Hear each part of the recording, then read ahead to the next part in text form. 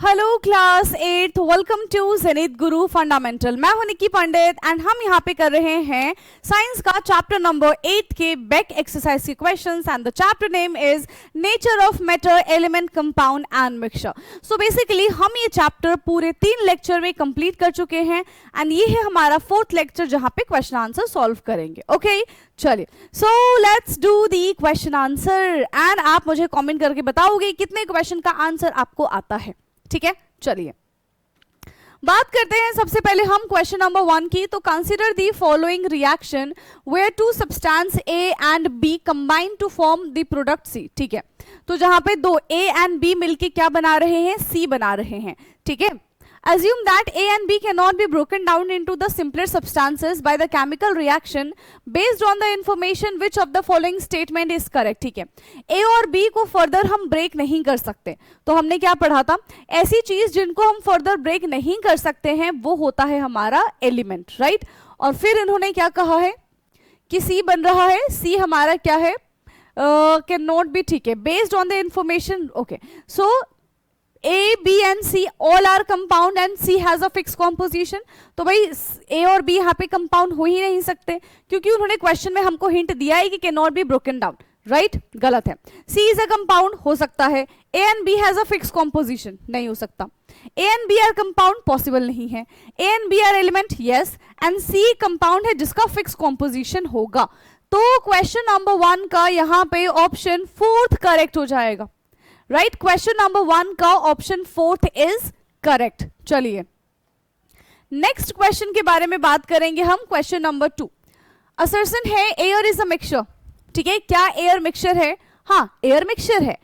Reason क्या कह रहे हैं, और mixture is formed when 2 or more substance are mixed together without undergoing any chemical change. Mixture क्या होता है, जब 2 या फिर 2 से ज्यादा चीजें आपस में मिक्स होती हैं बिना किसी केमिकल रिएक्शन के, ऐसे रिएक्शंस को हम मिक्सचर कहते हैं। तो ये बात भी सही है and with the correct information. ठीक है, सो यहाँ पे इसका आंसर क्वेश्चन नंबर 2 का कौन सा ऑप्शन करेक्ट हो जाएगा बेटा? क्वेश्चन नंबर 2 का ऑप्शन ए हमारा यहाँ पे करेक्ट हो जाएगा। ठीक है, so both assertion and reason are true and reason is the correct explanation of assertion. ठीक है, चलिए नेक्स्ट क्वेश्चन है, water a compound has a different properties compare to those of the element oxygen and hydrogen form which is, ठीक है, from which is formed, justify this statement. Yes, तो देखो water किससे मिलके बनता है, H2 प्लस O2 से मिलके यहाँ पे वाटर बनता है, या फिर वाटर को जब हम ब्रेक करेंगे। ठीक है, अब देखो यहाँ पे अगर हमने वाटर को ब्रेक किया, इसका हाइड्रोलिसिस कर दिया और ऐसे समझे कि इसके ऊपर हमने इलेक्ट्रिसिटी डाल दिया। ठीक है, इसके ऊपर हमने इलेक्ट्रिसिटी डाल दिया तो ये किसमें टूट जाएगा, H2 प्लस O2 में टूट जाएगा। अब यहां पे हम ये देख रहे हैं कि रिएक्टेंट एंड प्रोडक्ट दोनों की प्रॉपर्टी बहुत अलग है। ये दोनों के दोनों क्या है, गैस है, लेकिन अब जो हमारे पास बना है दैट इज लिक्विड। तो इनका कॉम्पोजिशन अलग है, इनकी सारी चीजें अलग है। प्लस यहाँ पे कौन से रेशियो में ये मिलके वाटर बना रहे हैं, तो इसको बैलेंस करने के लिए यहाँ पे 2 आएगा, यहाँ पे 1 है ही और यहाँ पे 2 आ जाएगा। मतलब 2 हाइड्रोजन चाहिए पानी बनाने के लिए और 1 ऑक्सीजन चाहिए। अगर ये रेशियो होता है, यानी कि 2:1 का रेशियो होता है, तो हमारा पानी आराम से बन जाएगा। ठीक है, चलिए इसको लिखेंगे किस तरीके से वो देख लेते हैं हम। So water is a compound form by the chemical combination of hydrogen and oxygen.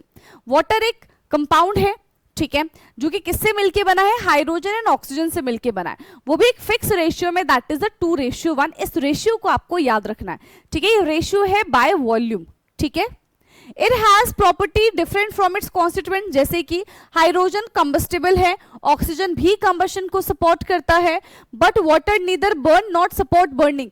Water तो भाई उसके अगेंस्ट काम करता है। ठीक है, it is a liquid used to extinguish fire, ये आग बुझाने का काम करता है, जबकि हाइड्रोजन एंड ऑक्सीजन आग लगाने का काम करता है। तो यहाँ पे रिएक्टेंट एंड प्रोडक्ट की प्रॉपर्टी बिल्कुल अलग है।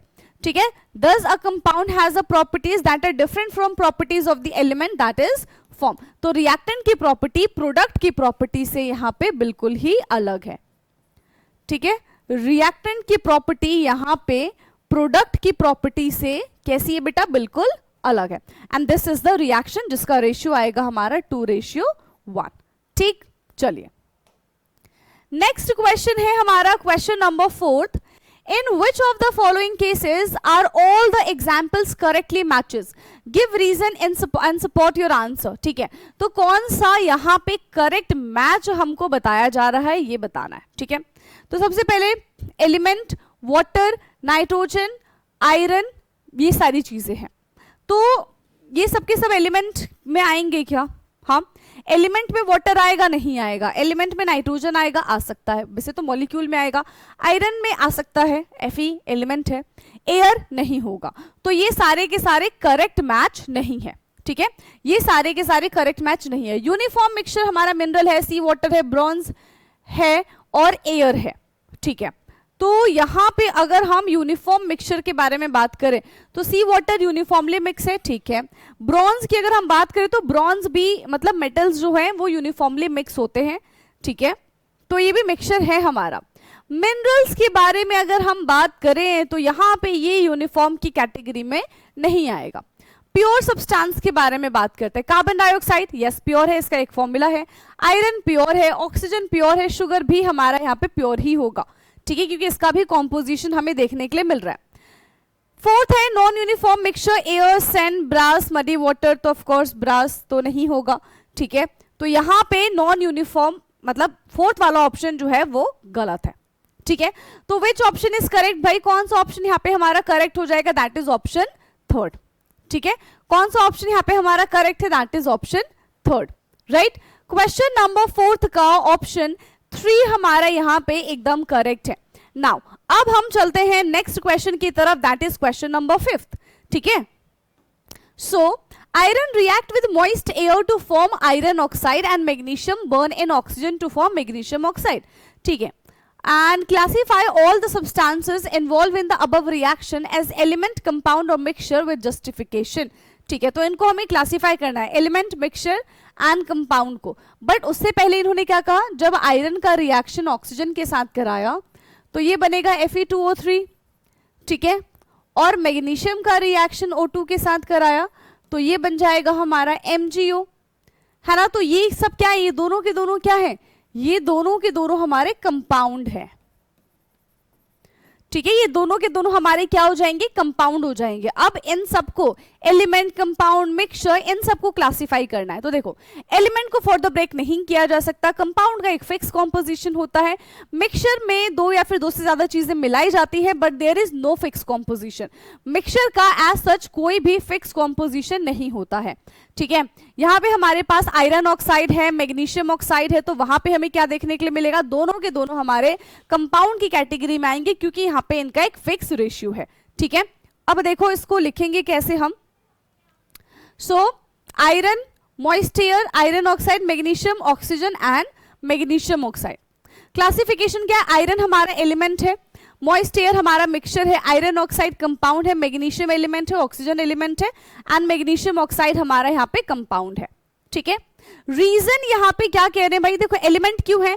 क्योंकि इसको हम फर्दर ब्रेक नहीं कर सकते। ठीक है, ये एलिमेंट क्यों है? क्योंकि इसको हम फर्दर ब्रेक नहीं कर सकते हैं। राइट, मिक्सचर के बारे में बात करेंगे तो भाई ये मिक्सचर क्यों है? क्योंकि यहाँ पे 2 चीजें आपस में मिक्स है, बट एज सच कोई फिक्स कॉम्पोजिशन नहीं है, that's why it considered as a mixture. ठीक है, फिर हम बात करते हैं यहाँ पे किसके बारे में? फिर आता है हमारा आयरन ऑक्साइड, जो कि क्या है? कंपाउंड है ना। आयरन ऑक्साइड क्या है? कंपाउंड है। क्यों? क्योंकि इसका भी एक फिक्स कॉम्पोजिशन है, ऐसी ऑक्सीजन एलिमेंट है जिसको ब्रेक नहीं कर सकते हैं। मैग्नीशियम ऑक्साइड कंपाउंड है, पीछे फॉर्मूला बता दिया था, तो ये भी हमारा हो जाएगा। ठीक है, ओके, ये थोड़ा सा ऊपर नीचे हो गया, बट मैंने आपको एक्सप्लेन कर दिया, उसी को आप लिख लेना। ठीक है बेटा, चलिए नेक्स्ट क्वेश्चन पे आते हैं। Question number 6, classify the following as a element, compound और mixture in table 8.3। Carbon dioxide, sand, sea water, magnesium oxide, muddy water, aluminium, gold, silver, rust, iron sulphide, glucose, air, water, fruit juice, nitrogen, sodium, chlorine, sulphur, hydrogen and baking soda. तो इतनी सारी चीजें हैं, इन सब को हमें explain करना है कि कौन सी चीज एलिमेंट में आएगी, कौन सी चीज कंपाउंड में आएगी, कौन सी चीज मिक्सचर में आएगी, कौन सी चीज प्योर सब्सटेंस में आएगी, ये सब हमको बताना है। ठीक है, कौन सी चीज प्योर सब्सटेंस में आएगी ये हमको बताना है। देखो एलिमेंट में वो चीजें आती हैं जिनको फर्दर ब्रेकडाउन नहीं किया जा सकता, ठीक है। एलिमेंट में वो सारी चीजें आती हैं जिनको फर्दर ब्रेकडाउन नहीं किया जा सकता, जैसे कि यहाँ पे एल्यूमिनियम है, गोल्ड है, ऑक्सीजन है, नाइट्रोजन है, सल्फर है, हाइड्रोजन है, ये सारी की सारी चीजें हमारी एलिमेंट में आ जाएंगी। कंपाउंड की अगर हम बात करेंगे तो यहाँ पे हमारे पास कार्बन डाइऑक्साइड है, मैग्नीशियम ऑक्साइड है, रस्ट है, आयरन सल्फाइड है, ग्लूकोज है, ठीक है, वाटर है, बेकिंग सोडा है, सोडियम क्लोराइड है, ये सारी की सारी चीजें हमारे कंपाउंड में आएंगी। और जो बची हुई चीजें हैं वो हमारा किस में आ जाएगा? यस, वो हमारा मिक्सचर में आ जाएगा, ठीक है। अब बात करते हैं भाई प्योर सब्सटेंस, तो जितने भी एलिमेंट है और जितने भी कंपाउंड है, ठीक है, जितने भी एलिमेंट है, जितने भी कंपाउंड है, वो सारे के सारे हमारे प्योर सब्सटेंस में आ जाएंगे, ठीक है। चलिए, तो यहां पे क्लासिफिकेशन कर दिया गया है। एलिमेंट्स में हमारे पास aluminium, gold, oxygen, nitrogen, sulphur, hydrogen.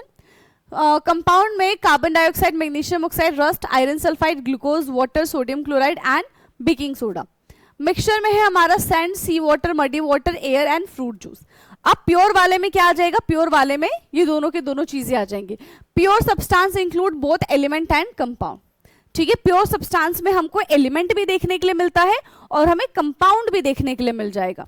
सो एलिमेंट में है aluminium, gold, oxygen, nitrogen, sulphur, hydrogen, वही सारी की सारी चीजें। कंपाउंड में है हमारा carbon dioxide, magnesium oxide, rust, iron sulphide, glucose, water, sodium chloride and baking soda. Okay, clear है? चलिए, नाउ अब हम चलते हैं अपने क्वेश्चन नंबर 7 पे। सो क्वेश्चन नंबर 7 है, what new substances are formed when a mixture of iron filling and sulphur powder is heated and how is it different from the original mixture? Also write the word equation for the reaction, ठीक है। तो iron filling and sulphur को, sulphur powder, iron filling and sulphur powder को जब हम heat करेंगे तो क्या बनेगा? आयरन सल्फाइड बनेगा, है ना। आयरन प्लस सल्फर को जब हम हीट करेंगे तो ये हमारा आयरन सल्फाइड बनेगा। आयरन प्लस सल्फर को हम हीट करेंगे तो ये हमारा आयरन सल्फाइड बनेगा। तो ये हमने इसको लिख दिया है, ठीक है। वर्ड इक्वेशन में भी लिख सकते हो, पूरा आयरन लिखोगे फिर सल्फर पाउडर लिखोगे, इस तरीके से। आयरन प्लस सल्फर को हमने हीट किया है तो ये बन गया हमारा आयरन सल्फाइड। इसी को हम वर्ड इक्वेशन कहते हैं, ठीक है। इसको हम वर्ड इक्वेशन कहते हैं और इसको हम सिंबल इक्वेशन कहते हैं, ठीक है। एक हमारा यहाँ पे वर्ड इक्वेशन हो जाएगा और एक हमारा यहाँ पे सिंबल इक्वेशन हो जाएगा, राइट।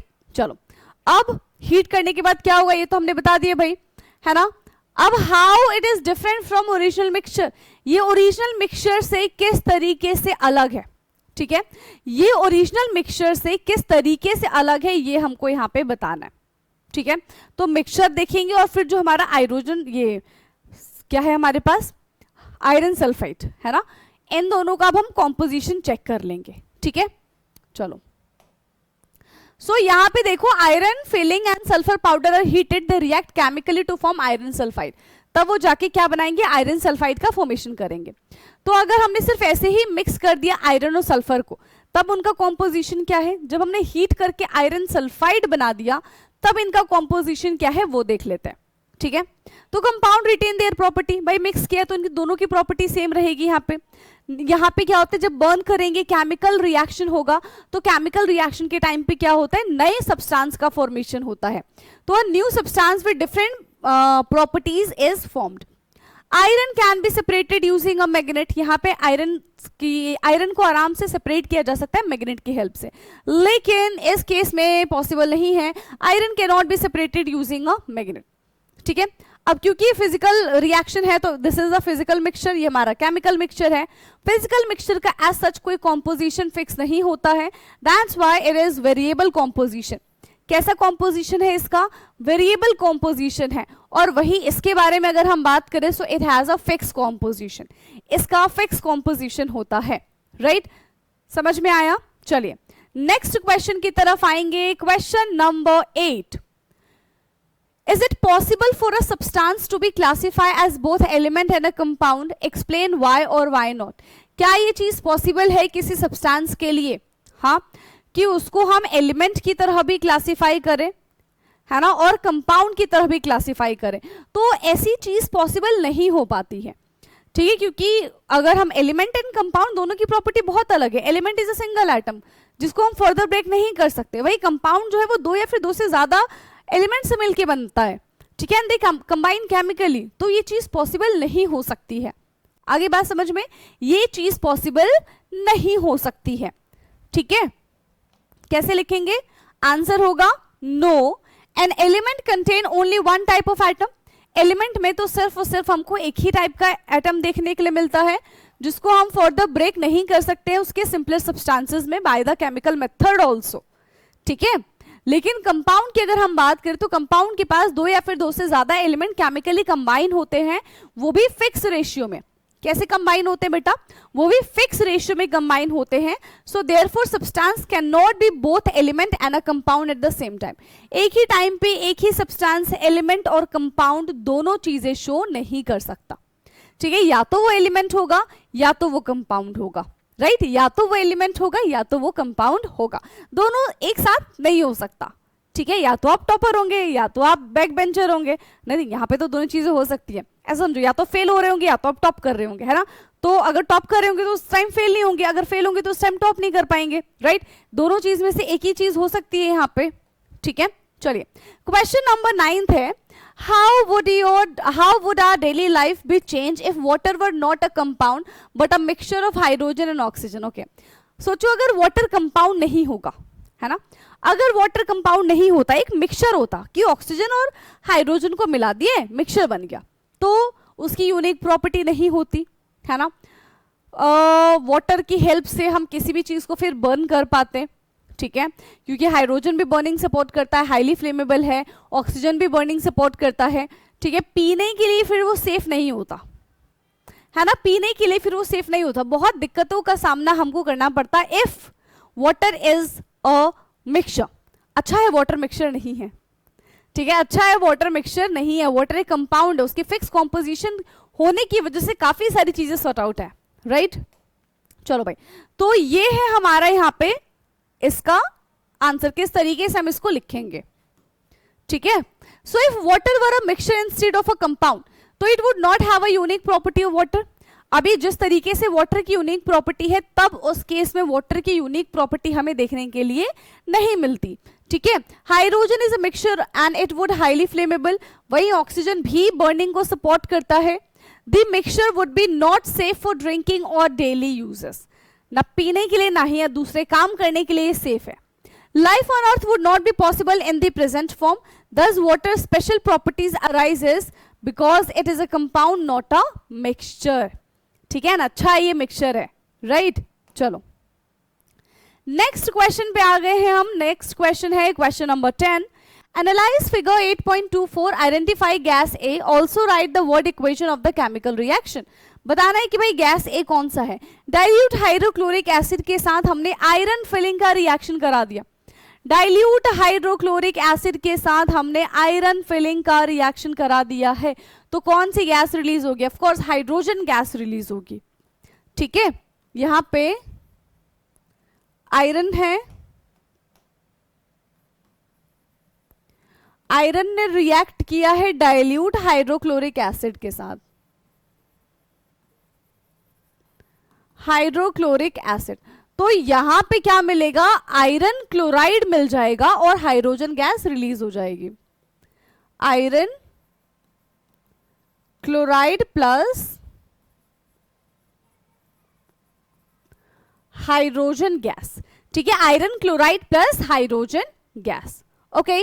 चलो, तो यहां पे H2 गैस जो है वो रिलीज होगी, ठीक है. हाइड्रोजन गैस रिलीज होगी. Iron react with dilute hydrochloric acid to produce hydrogen gas, वही लिखा है. Iron plus dilute hydrochloric acid, iron chloride और हाइड्रोजन गैस ही बनेगा.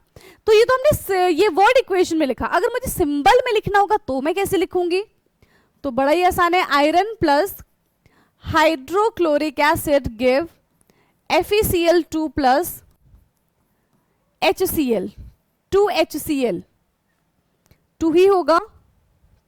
हाँ, यहां पे अगर मैं 2 कर दूं या फिर सिर्फ HCl तो एक हाइड्रोजन है, ठीक है, FeCl2 बन गया। यहां पे मेरे पास, चलो 2 कर दूं अगर मैं, ठीक है, तो 4 हाइड्रोजन है, यहां पे ये 4 कर दूंगी मैं, ठीक है, नहीं FeCl2 H2 रिलीज होगा ना, सो सॉरी, यहाँ पे HCl थोड़ी बनेगा, ये H2 रिलीज हो जाएगा। हाँ, और अब ये रिएक्शन हमारा बैलेंस हो चुका है, अब ये रिएक्शन हमारा बैलेंस हो चुका है, this reaction is balanced.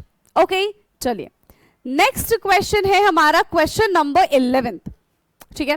So question number 11 यहाँ पे क्या है, what are the name of any two compounds name only made from non metal and also mention the two uses of each। ठीक है, तो हमको बता रहे हैं भाई ऐसे सब्सटेंस का नाम, ठीक है, जो वाटर है वो 2 ऐसे किससे मिलके बना हुआ है, 2 कंपोनेंट से मिलके बना हुआ है, made up of only non metal, that is oxygen and carbon dioxide, sorry oxygen and hydrogen बोल सकते हैं हम, ठीक है। अब इसके यूजेस क्या है वाटर के, तो वाटर के यूजेस है यहाँ पे ऑफ कोर्स ड्रिंकिंग के लिए हम इसका यूज करते हैं, कुकिंग, वॉशिंग, बाथिंग, इन सब के लिए यूज कर सकते हैं। कार्बन डाइऑक्साइड की अगर हम बात करें तो फायर एक्सटिंग्विशर्स में इसका इस्तेमाल कर सकते हैं, फोटोसिंथेसिस में भी इसका इस्तेमाल होता है, राइट। तो ये 2 नॉन मेटल है और इनके यूजेस के बारे में हमने जाना, ठीक है। तो वाटर है, यूजेस है drinking and cooking and washing, carbon dioxide है use in fire extinguishers use by plant during the photosynthesis. Okay, चलो now the last question of this chapter, इस चैप्टर का आखिरी सवाल क्या है वो देख लेते हैं। So how can gold be classify as both mineral and metal. Gold जो है वो मिनरल की तरह भी काम करेगा और वो मेटल की तरह भी काम करेगा, ऐसे कैसे? यस, ऐसे कैसे, देखो गोल्ड एक मिनरल है क्योंकि वो हम ऐसा बोल सकते हैं कि it occur naturally in the earth crust, वो हमारे अर्थ क्रस्ट से नेचुरली मिला, that's why it considered as a mineral. वो मेटल है because it has a metallic property ना, शाइन कर सकता है, मेलेबल है, डक्टाइल है, गुड कंडक्टर ऑफ इलेक्ट्रिसिटी है। So these you know reasons set that कि मेटल्स जो है वो, ये गोल्ड जो है वो मेटल है, राइट। तो ये जो प्रॉपर्टीज है बता रहे हैं कि gold is mineral as well as metal, ठीक है। So gold is called a mineral because it naturally in the, it occur naturally in the earth crust, ठीक है, इस वजह से हम इसको मिनरल बोल रहे हैं। It is also called metal because it has a metallic property such as shiny surface, malleability, ductility, good conductor. Therefore, gold is both natural occurring mineral and metal. ठीक है, गोल्ड जो है वो natural occurring mineral and metal दोनों के दोनों है। Okay, and इसी के साथ हमारा ये चैप्टर जो है वो पूरी तरीके से होता है खत्म। अब नेक्स्ट क्लास में बेटा हम नए चैप्टर्स शुरू करेंगे, ठीक है, बहुत ही जल्द आपका पूरा का पूरा चैप्टर में सेकेंड टाइम खत्म करवा रही हूं, उसके बाद हम सिर्फ और सिर्फ रिवीजन क्लास करेंगे। ओके, सो आई होप कि जितनी भी चीजें मैंने आपको आज की क्लास में बताई हैं बेटा आपको समझ में आई होंगी। बाकी अगर कोई डाउट होता है तो आप कमेंट करके जरूर पूछिएगा। Okay, so thank you so much. अब हमारी मुलाकात होगी नेक्स्ट क्लास में, तब तक के लिए पढ़ते रहिए। Bye bye, take care.